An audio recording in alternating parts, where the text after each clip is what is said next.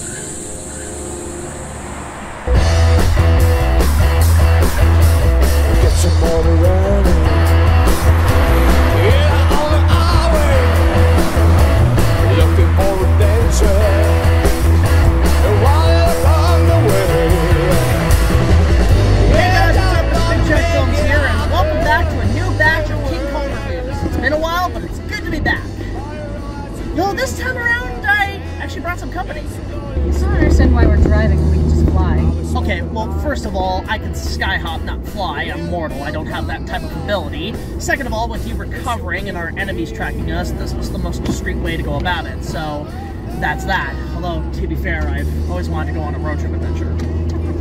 Well, do what you gotta do, kid. I guess I'll shut down for a while. Don't you have to pay attention to the road? I can put myself on autopilot.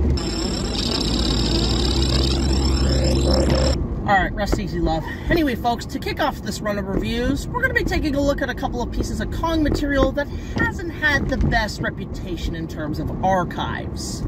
Yeah, in previous seasons we've covered canceled to lost incarnations, and even briefly the history of what's left of certain pieces from the films. But with the rise of lost media and film preservations, both in the movies themselves, merchandise, which yes, I am aware there's a ton of prototypes out there for canceled Kong toys, but opening those gates would be a whole nother can of worms. Because my god, Kong merchandise is frickin' massive. From t-shirts, keychains, books, action figures, there's way too much to count. Merchandising, where the real money from the movie is made.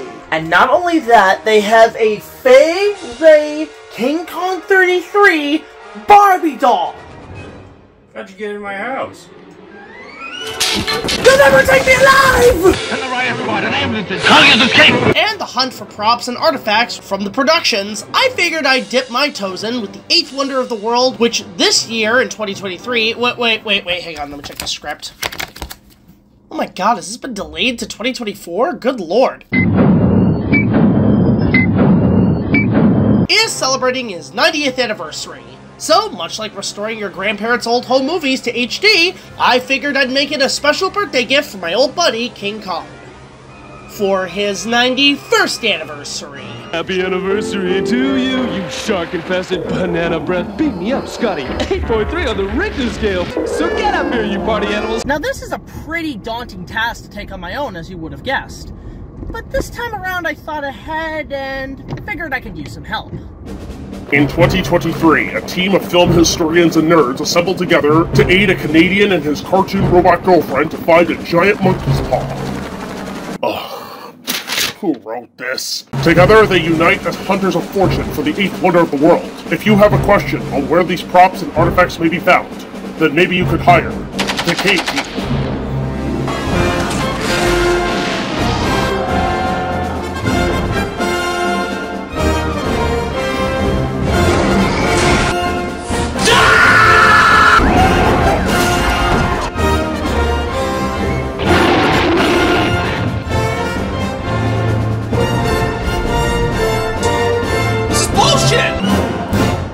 Yeah, that was our backup plan. But let's start things off where it all began 90 years ago with the original 1933 classic.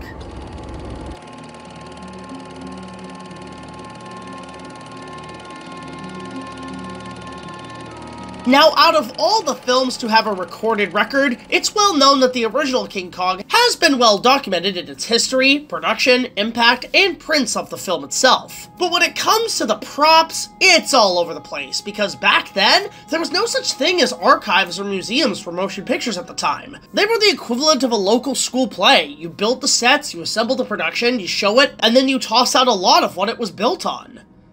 And yes, I am showing footage from one of my old school plays. What of it? I guess some things never change. Now, I should point out that some of the information and confirmation on where these pieces are all over the map. Some are from rumors, some are from speculations, and some are from resources such as books from Ray Morton, George E. Turner, and a few documentaries here and there, as well as condensing down the information to make these videos a lot more smoother. So if any new information comes to light in the future, then I'll probably make a follow-up video sometime down the road. When I knew that we were getting a visit from the Eighth Wonder, I just something that I'd like to do. And before you ask, no, after 90 years, not one set from the two original Kong films exists anymore. The most famous being the ancient wall of the island, which was actually a reused set from an earlier RKO production of an adaptation of King of Kings. It was used on other films before and after Kong, but its demise was captured on film for the Golden Age classic Gone with the Wind. Oddly enough, composed by Max Steiner, where it's seen as a structure being burnt to the ground during the massive fire scene. But to the point, archiving those lost pieces of film history from that time is harder than it looks, and to be honest, not much is left unfortunately. Costume pieces, sets, and so on are not as well known in comparison to the original film's props and creature effects. So if you were to ask me what Fay Wray's costumes, designed by Walter Plunkett, were in the original, or what actual colors they were, I can't, because as far as I know, I couldn't find any research of them online. Well, it was pretty obvious that I should be blonde because Kong was a big, tall, dark, so-called leading man. And I knew that it was right to be blonde. So I went to the Max Factor studio, shop where they have wigs, and I chose the wig for myself. Oh, you put on the Beauty and Beast costume, eh? Mm-hmm. It's the prettiest. In terms of screenplays, however, they do exist and can be found limited online. I had read the third draft of the original by James Creelman and Ruth Rose online, but the website which housed it had since shut down. And when it comes to the original drafts by Edgar Wallace under the working title of The Beast, for the longest time the only known copy to exist was in the care of Peter Jackson, which heads up we will talk about his collection throughout the series, and was spotted with it on the set of his own remake on board the SS Venture, reading out to the original dialogue with Jack Black, respectively, reading Denham's lines. I don't know what they're called. I have an old chart which has them marked. I call them for myself Vapor Islands. And you saw a sea serpent? Yes. I've drunk that kind of hooch too. I see it with my own eyes, and I was not drunk. Ah, rats, you show me where I can get a sea serpent, and I'll show you where I can get $1 million. Did you get the first draft on eBay? I got it somewhere else. Yeah, not on eBay, but It was also shown in the film itself as the pages Jack Driscoll had in writing his screenplay. However, in recent years, some of the early drafts showed up on a few Hollywood auctions as well as eBay listings. But in 2023, Electric Dreamhouse Publishing released for the first time a physical copy of the script for publication titled Kong, an original screenplay by Edgar Wallace in limited numbers. If you can't acquire the book, there are archives online that might have the script. While a total of 4 or 5 drafts were written up in the production, only a few were actually released. The rest have been either lost, not well archived, or in personal collections. Same can be said for any potential storyboards and production stills. But with that said, let's go to the core meat. With the props in the original film. First and foremost, some of the weapons such as guns and native gear have appeared in a few auctions, such as a rifle and many a set of drums, shields, and spears. all of which are owned by private collectors, but most of them, including the infamous gas bombs, are actually owned by Peter Jackson. My gas bomb, which is an original prop from the film, so I sort of was clutching this the whole time that I was watching it, which was pretty cool. What do you think the marshal will say to these new gas bombs of yours? For which appear as Easter eggs all over his remake. 2 of the gas bombs appeared in the corner of the chloroform bottles, and many of the spears and shields were shown in Denham's cabin. Hell, the native drums showed up in this scene of the film, which, while brief, was actually a full-on scene cut from the movie. It's not even included in the extended edition. You have to actually look it up at the deleted scenes. They actually appeared in the movie in the Skull Island scenes, and they actually still sound quite good. Yeah, they sound a little wrong. He actually is eating a crumpet, and it's made it actually a little more valuable. That's what the oil mark. So the native was eating a crumpet? The native was eating a crumpet. Or it could have been where Bruce Cabot. Actually, it wouldn't be a crumpet. It could have been the original Jack. The original Jack the Skull. But weapons and set pieces are one thing. However, it can't hold a candle for the real reason we're here with the amazing creature pieces. Let's start with the dinosaurs. And remember, a lot of these pieces were originally made for creation by Willis O'Brien, respectively, and sculpted by Marcel Delgado, whom at this time I feel is needing more recognition. Marcel Delgado was an immigrant working many a shift hours at a grocery store, and on the side, acting as a sculptor on his spare time. O'Brien discovered his work during his trial days with stop-motion photography, and offered him work on The Lost World, for which Delgado, while at the time given his workload and steady payment being a concern, joined O'Brien's team after he was invited to a tour of O'Brien's workshop. He went to work right away on creating the stop-motion puppets for The Lost World, and later the same thing on Creation. But once the film was written off RKO's schedule, Delgado's work would not be in vain, and he then began to work for Merian C. Cooper on what he called his giant terror gorilla at the time. And told Selznick straight out, I'll come and I'll help you, but I want to make my gorilla picture. Giant terror gorilla, as he put it. And there's actually a very interesting document that survives that is Willis O'Brien's contract, where it's the moment in time where he signs off from Creation and he signs on to King Kong. The vast majority of the dinosaur creatures in King Kong ended up in the hands of Peter Jackson, who is notorious for bidding out any Kong-related film auctions. He owns most of the original puppets, including test puppets for the cancelled Project War Eagles. But from the Stegosaurus, Brontosaurus, and Pteranodon, even the frickin' Styracosaurus from Son of Kong, Jackson has been known to show it off in the media. It was his Kong collection. Well, not his Kong collection, part of his Kong collection. And it was all this research material that he had collected together over the years. These are the dinosaurs that inspired me when I was 8, 9 years old and I saw King Kong for the first time. So after 72 years, it's just amazing to think that they're sitting here right in front of us, and an amazing piece of film history. With the original Creation project, multiple creatures were duplicated for some scenes, hence why most are either completely lost or in private collectors' hands. For example, there were many puppets built of the Brontosaurus for several occasions on Creation. A few of the stop-motion puppets still survive, along with a submerging mechanical model owned by Peter Jackson. This was not an animation armature, it was a little mechanical wire rig that when the head of the brontosaur comes out of the swamp, this is what rises out of the water with the water drops dripping on it. Surprisingly small scale actually, but they just made this much of it because all they needed to do was to have it sitting in the water of the swamp, you know, with the water coming up around its body. So this is all that exists of that creature. You can actually still compare it with the photos and recognize its little head. Now, many say this mechanical model was used as the Brontosaurus to attack the sailors in the original, but it turns out to be a misguided piece of information because this model was actually used in the sequel Son of Kong as the serpent that grabbed Hellstrom at the end of the film. Though it goes under the name as the creature in the original, this piece has been passed around from museum to museum, and it's unclear where it currently resides today. From what I could gather, the last known exhibit to hold the mechanical Brontosaurus was in the Dinosaur Museum in Blanding, Utah, circa 2012. But some of these creatures have never been found or are lost to time, and as you can tell, many of the models have seen better days. So much of the latex and foam rubber has deteriorated over time to the point that scalpers have actually made display pieces holding them and selling those for high prices. Hell, some of the monsters barely even exist anymore, including the head of the Elasmosaurus which attacked Kong in his lair. The Elasmosaurus is actually under the care of Bob Burns, who we'll talk about later on in this episode.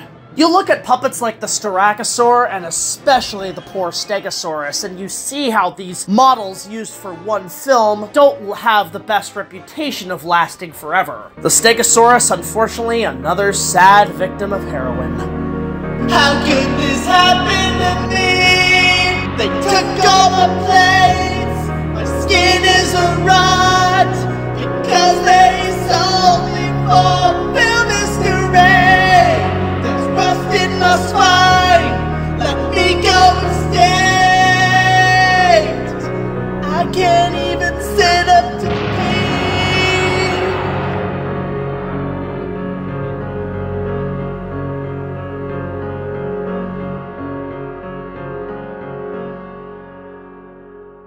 There's too many people to mention by name, but you'll see the credits when they roll for 9 minutes. Don't go to the bathroom, or you probably will need to go to the bathroom, but... If you have just too many remote controls, get a one-for-all universal remote. It combines all your others into one simple single remote. Buy any one-for-all now with this special King Kong video and get a $5 rebate. Coming up, the aftermath of the Great War, casualties, damage, who's responsible, and Congress versus copyright, the dominant battle for who has the true ownership now that fiction and reality has crossed over. It's all coming up on Channel 9 News with Chad Handsome.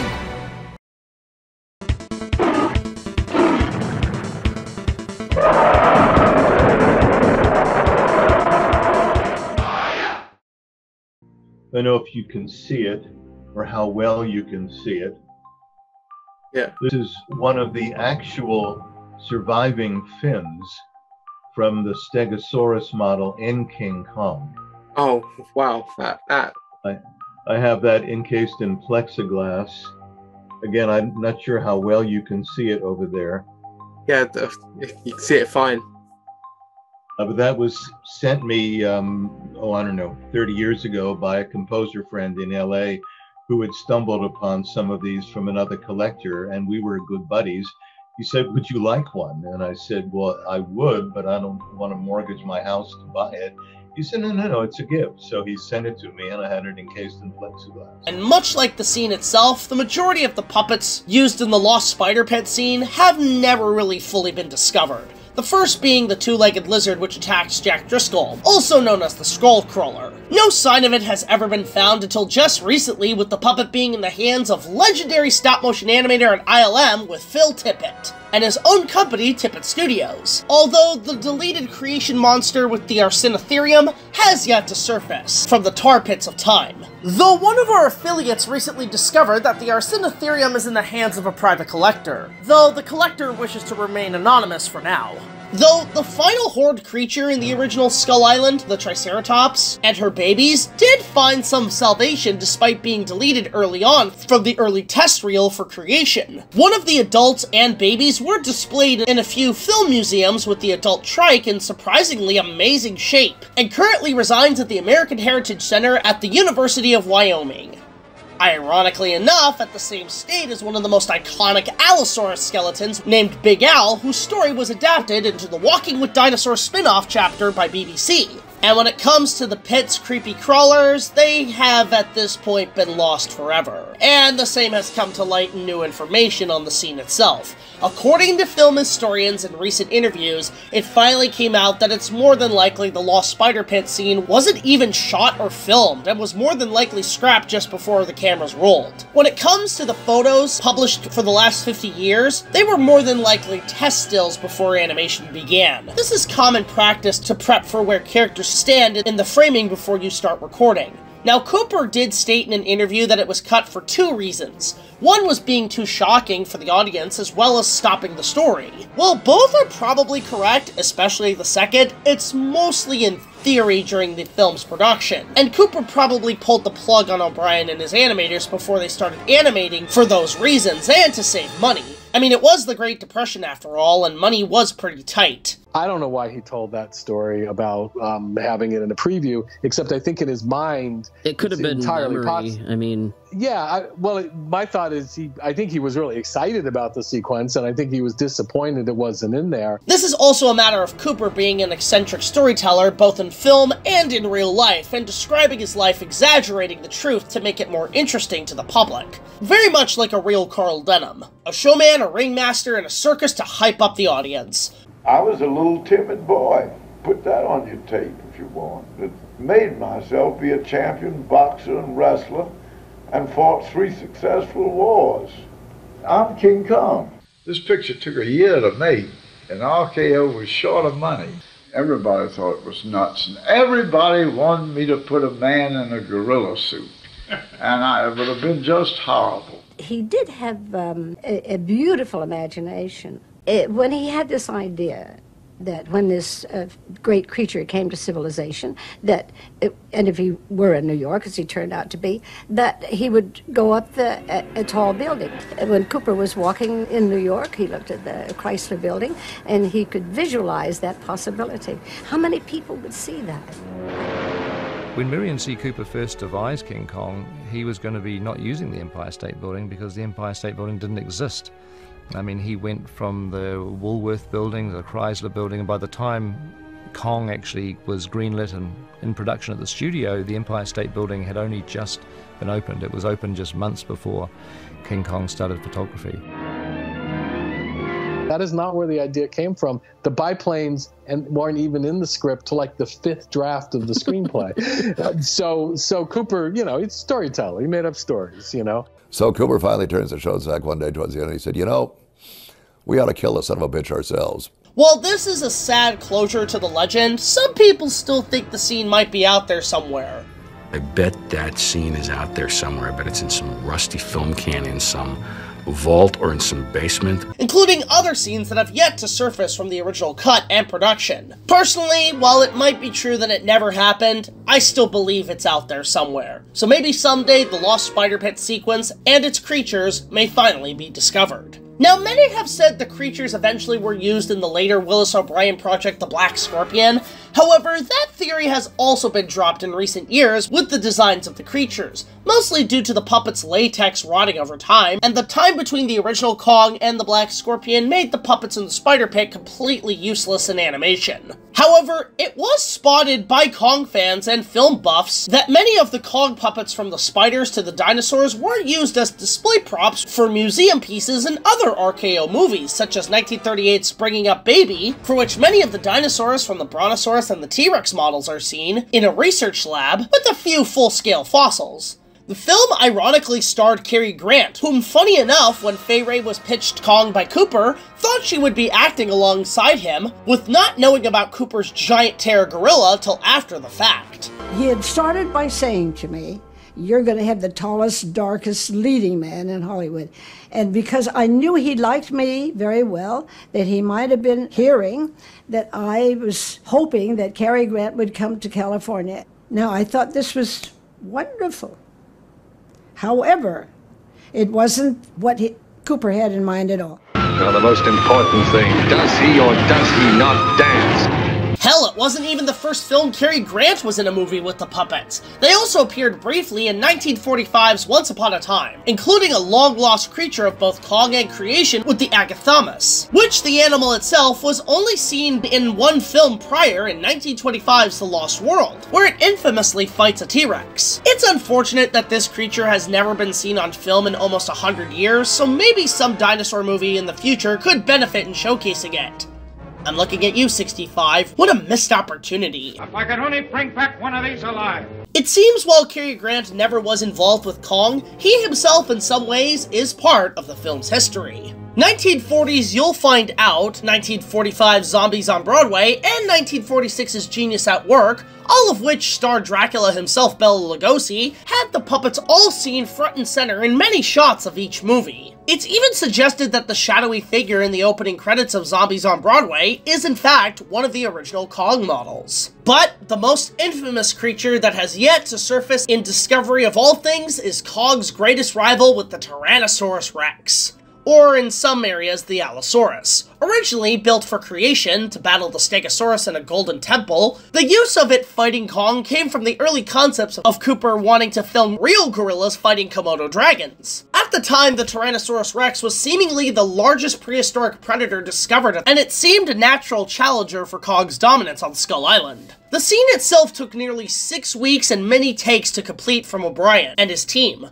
This was also the first major scene to be animated, given it was used for the test reel before the script was complete. The same goes for the creation tests, Kong's battle with the Triceratops, the log scene, and the spider pit scene, which again was probably scrapped early on during the test reel. Fay Wray was cast at this time as well, and was dragged back and forth shooting for Cooper on the test and using the same jungle sets from Ernest Schoedsack's The Most Dangerous Game, which starred Fay's co-star Robert Armstrong, which led to arguments between him and the director, and many of the actual test scenes ended up in the final cut of the film. But back to the dinosaur in question. After the production of Kong, the T-Rex was retired to the lost misplacement of time, and that has been the case for eons. No one knows what happened to the T-Rex or where it ended up. Hell, it didn't even get passed onto the collection of Forrest J. Ackerman of Famous Monsters of Filmland, who for a while was one of the biggest collectors of all Kong memorabilia. It's more than likely that this creature is gone forever, much like the real T-Rex of prehistory becoming extinct. The only way to see a physical embodiment of Kong's archenemy of 1933 is through replicas or sculpted statues, but most notably the Toys R Us Japanese exclusive vinyl figures from 2005, for which I own and looks fantastic. A major shout out and thank you to Monstrosities and Half-Baked Fantasy for selling me this item at G-Fest in 2018. These figures are freaking awesome. But as an exclusive update here at BigJackFilms, it turns out that the T-Rex's head has been discovered under the care of course, Peter Jackson. Some of our affiliates were able to get confirmation on this discovery, and we're glad the beast is in good hands, reunited with his Skull Island buddies. Hey, I resent that. But now, it's time to talk about the star attraction with the 8th wonder of the world, King Kong. And when it came to bringing the original giant movie monster to life, it required many crafts and skills from the filmmakers and O'Brien himself, from stop-motion puppets and full-scale pieces, which will be the first thing to discuss here. Starting with what was called the Kong bust, was built and designed by Marcel Delgado and E.B. Gibson out of wooden framing and engineering with cloth, metal levers, hinges, and air compressors to operate the mouth, nostrils, eyes, and brows in close-up shots of the creature. The eyes were made of glass, teeth molded and covered in a massive rubber skin, and pruned bear skin. To move it from set to set, it was mounted and hosted on a flat car and operated by 3 crew members. While it doesn't match up with the models, it made a huge impact for Kong's face in the pop culture and was later used during the premiere and screenings during the original run in 1933, most notably at the infamous Grauman's Chinese Theater. Well, it was kind of exciting. Outside in the entrance to the theater, they had a huge head of Kong, just as an attraction, and I stood there for a while, and while they took pictures of me with that huge animal's head. When we went in the theater, it became much more real. I could tell that the audience was really liking it. However, that's all it was left to use for. After the film's first run, the bust was not used in the sequel, Son of Kong, and was shipped out to a private owner on the coastlines of California, succumbing to the elements, with one person stating, "It wasn't the airplanes nor beauty, it was salt air that killed the beast." However, in 1983, for the original film's 50th anniversary, a faithful recreation of the bust was built for its grand premiere at the Grauman's Chinese Theater in LA, which had attendance from Leonard Nimoy, Ray Bradbury, Ray Harryhausen, and even Fay Wray herself, reunited with her co-star in a brilliant promotional public event on the spot. But after the film's re-release, this bust also vanished from public sight, and no trace of it has ever been found. However, we did try to reach out to the man who owns this recreational bust, and who coordinated the 50th anniversary event in California, and that was none other than creature collector, filmmaker, and co-star of Leave It to Beaver, Rich Coral. However, we did not receive a reply from him, so that leaves the case kinda cold for now. Hell, the bust wasn't the only thing recreated for the film's 50th anniversary. For in New York City, a full-size version of King Kong as a balloon was displayed on the Empire State Building to celebrate. However, it didn't really last too long. While it made up for pretty good photos and promotions for the film's anniversary, the wind and weather conditions on the building itself caused the balloon to pop pretty fast, and was removed shortly after. For some reason, balloons in New York just never really do well, do they? Die, you commie fucker! Don't kill my dad! It's a piece of Kong history that is not really well known, but I wanted to talk about it briefly here. Does it go up any higher than that, or is that... No, he doesn't climb. I was hoping. Where's Bay Ray? With the addition of the bust Kong, full-scale limbs were also made with the foot that stomps the natives into the mud during Kong's rampage, and the giant hands that hold Fay Ray in the air on set and via rear screen projection, a traditional effects method of bringing Kong to life up to the cancelled 1996 production and even used on my remake. The original hand was constructed using the same skeletal schematics as the puppets engineered by a steel frame, but fleshed out with sponge rubber and covered in bearskin, mounted on a crane and controlled by levers. It was pliable, and they could put the fingers around my waist when I stood on the floor in the studio, as tight as they could to hold me. And sometimes I would say, you know, that's tight enough, that's tight enough. These pieces, most notably the hands, were reused and recoiled in the fur for Son of Kong, but afterwards, much like the bust, vanished from any sign of existence today. It's a shame that these pieces were never kept or saved, given they're the original King's Gauntlet in of themselves, and it's highly unlikely that it's the specific gauntlet we're after, but only time will tell. Especially given the fact that Kong actually wears a gauntlet in the new movie! Seriously, what the hell, Warner Brothers? You're watching my stuff, I'm on to you. You've been at me since my remake. I should sue. With what legal team? Fair use. They've got lawyers out for days. Well, that or the government's gonna be onto us, given we've opened that can of worms since the battle. That's true. That's what happens when you open Pandora's box. Gotta keep it closed, baby. Gotta keep it closed. Last Action Hero taught us nothing. I can get King Kong! Now, we finish this first chapter with the core treasures of the original film, the iconic stop-motion puppets of King Kong that, in themselves, redefined cinema. And when I say puppets with an S, I mean that. King Kong was not just reliant on one puppet itself during production for numerous reasons. One being the amount of screen time and animation required would mean one puppet would take the major beating and at times rot away from the hot lights and usage on the miniature sets. The first puppet, known as Longface, was used in the test reel onwards. The other reason to make other puppets was to cut time in half. So when production was in full swing, a second puppet was made known as Shortface. Long's armature was very much a prototype with major amounts of screws and rough engineering to prove the concept of the effects that by the time Short was engineered, the armature was much more defined. Both were then tied with cotton wool and dental dam to pad out the muscular structure and then covered in latex rubber. Finally tuned with not bear but rabbit fur trimmed to be more seamless. However, like we've said before, the bristling from the fur did end up being a problem during production. When you see the animation, his hair is always bristling because those are the hands of Willis O'Brien moving the puppet around. And the funny thing about that was, some people at the studio said, oh gosh, you know, that's not good. And then when the film came out, a reviewer said, this film is so realistic, you can actually see the hair standing up on the ape's back. What a great thing this is. And then the studio went, no, it's great, we love it. It looks great. After the release of Kong, once again, these puppets were reused on Son of Kong and repainted with white fur over the black rabbit fur to cut costs. In total, there were about 4 Kong puppets built. The third was a loose model for scenes like Kong's fall from the Empire State Building, and finally, a final Kong animation model was made for the New York scenes. Why not use the short and long for those scenes was actually Cooper's idea. Because Kong was at 2 different scales. In the jungles of Skull Island, he was supposed to be 18 feet tall. When they started doing the New York scenes, Cooper said, look, because New York is so big, the ape should be bigger.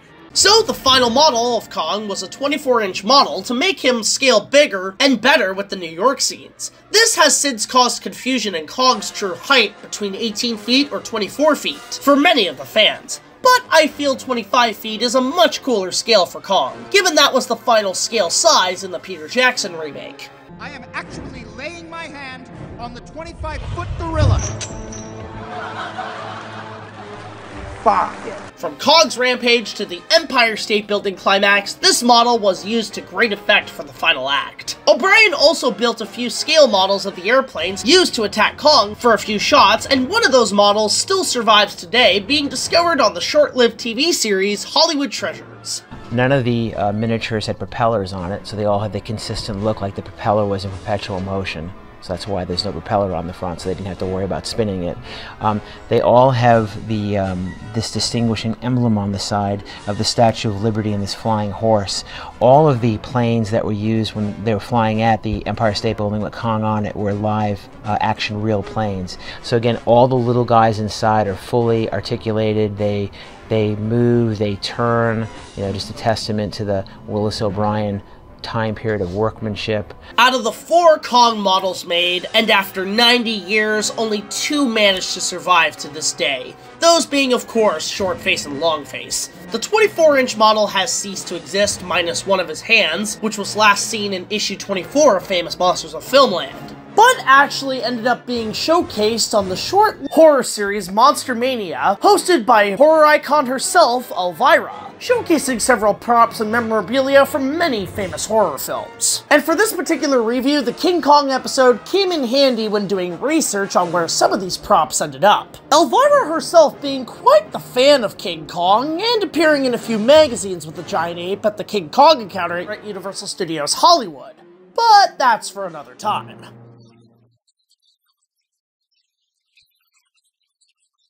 But with the fate of Short Face and Long Face, the 18-inch models post Son of Kong, which, side note, the Cave Bear also deteriorated over time, but landed in the hands of Bob Burns, respectively. He also owns the skull of the Cave Bear, which all the skulls, including the original Kong puppets, were sculpted out of wood and then used metal mechanics to create the final armature structure of each skull of the creatures. It is a long story in of itself. O'Brien took one of the models home and kept it for many years. Down the line, he loaned it to a friend who, in turn, lent it to Movie World, a film museum in Burbank. O'Brien sadly never got Kong back after that, given over time. He passed away in the early 60s, after being exhausted from his work on It's a Mad, Mad, Mad, Mad World, and being devastated by Kong's legacy in the upcoming Japanese film King Kong vs. Godzilla, which Toho's legacy we'll discuss next time. When Movie World closed in the early 1970s, O'Brien's friend retrieved the model and handed it to legendary film prop collector and ape suit actor Bob Burns, whom at long last I can also finally talk about, because my god, this man is a film legend and savior of early film memorabilia. Bob Burns started pretty early in his career as an actor and being labeled as one of the first geeks in culture next to the likes of Forrest Ackerman. He had seen the original King Kong numerous times and even met the likes of Cooper and Willis O'Brien as a kid, when the master was focused on animating a scene on the Black Scorpion. Eventually took up an interest in playing creatures, most notably being an impressive ape suit actor by the 60s, most famously as Tracy the Gorilla in the Real Ghostbusters TV show, and by 1975 donned one of the prototype Kong suits for the cancelled Legend of King Kong production by Universal during test shootings. In his more later decades of his career, he became a massive collector of film props, with his residence, known as Bob's Basement, being declared one of the largest film historian collections in the world, from creature masks used in Star Wars to owning the majority of the Xenomorph pieces from the Alien franchise. By the time Bob obtained one of the models from Movie World's closure, which also at some point had David Allen's model displayed from the Volkswagen commercial,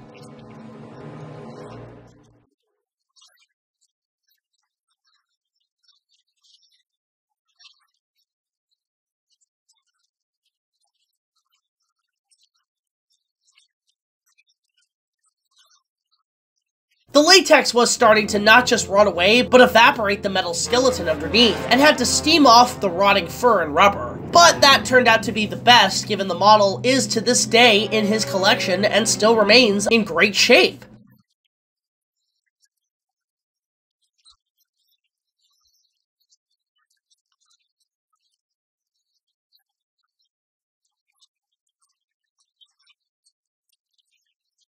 Many museums have tried to obtain Bob's piece, as well as Peter Jackson offering $500,000 to him to own Shortface, but every time Bob said no. How much? To compromise the safety of your ship and your crew? And outside of Shortface and the Elasmosaurus, Bob Burns is also the proud owner of this maquette of the Skull Island wall that was used as a guide for the animators to build the miniature set to match the real set on the backlot of RKO. And when Peter Jackson finally made his version in 2005, he invited Bob down to visit during post-production, not just to showcase Kong to the Weta animators, not just to cameo in a scene with his wife, but most notably to reunite Kong with his fellow monsters in Peter's own personal collection, in a really cool post-production diary, as seen on KongIsKing.net. This is what's left of the original pterodactyl that Kong fights on the lair. Look at that. Hasn't got his wings anymore. You talk about heart pounding. It's total magic. These two puppets, gone from each other for 72 years, all of a sudden they're back. Not to mention, as a limited edition piece of merchandise for hardcore fans, Sideshow Collectibles took the original model and created steel replicas of the armature. Only 500 were made and range at the price of thousands on the secondhand market. And someday I hope to own one of these 500 pieces. Here's a buck. A buck? Scram. For decades, Bob's piece was declared as Longface since he obtained the model, but in recent years has been declared to be Shortface. That's because in 2009, a film auction showcased a grand prize of a newly discovered second armature from the original film. All right. How much?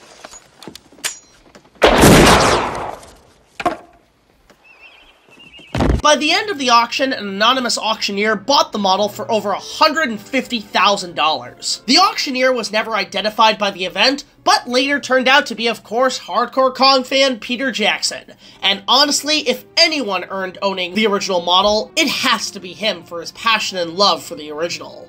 When you're dealing with something like King Kong, it's just way more than being a movie, you know, there's so much history.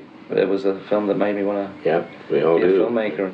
Later, Bob and Jackson compared both models and discovered the newly acquired model was Longface, due to the more prototype craftsmanship of the armature, which Bob's model was declared and confirmed to be Shortface given it was more defined. Both models to this day stay in good hands in the two pals' personal collections, in which Jackson, in his later years, has collected a fair share of his own personal film memorabilia, owning pieces from the original Planet of the Apes, HAL 9000 from 2001, and even one of the animatronic raptors created by Stan Winston from Jurassic Park 3. What did you say? But outside of Longface, Jackson owns not just Kong's fellow dinosaurs and loves to showcase them online, but also owns one of the original Mighty Joe Young models, which, as a side note, the film's models were later handed off to O'Brien Harryhausen, whose favorite model was the puppet named Jennifer, and one ended up in storage and displayed in several events from the 50s to the 70s, sometimes confused to be declared as the original King Kong. Ray's reasoning for calling his favorite puppet Jennifer was due to his childhood crush of actress Jennifer Jones. And honestly, that's really adorable. Beauty and the Beast, eh? Well, now, I never thought I was good looking. Other pieces such as Model Walls and the SS Venture are in either private collectors' hands or in storages of museums. The filming model that they built for it in 1933, which measures at around 42-ish inches long, still survives. She looks a little beat up, and it says Sybil Gray on the side of her hull because she was reused for the film The Navy Comes Through in 1942, and she was supposed to have been bombed, so she's studio weathered and beaten up to look like she's battle scarred. Auctioned off on Profiles in History for, I think, around $120,000 back in 2017. She's in private hands. And outside of that, that's really it for the original duology. For 90 years, the original film's history, while being well documented by film historians and fans, but in terms of pieces used in the production, while the core pieces are in good hands, some managed to be lost to time or ultimately destroyed, due to at the time practices that disregarded film as a point of human history, leaving mystery, legends, and tales of not just these treasures' whereabouts, but another layer to the story of the original King Kong and its creation. It's good to know that the pieces that survived are in good hands and well kept after almost 100 years, and will hopefully carry on beyond, coming in with the original in terms of preservations at, of course, a 10 out of 10. But, because I think as Indiana Jones would say, That belongs in a museum. And honestly, whether it be private collectors or in a museum, that should be the case going forward with film history.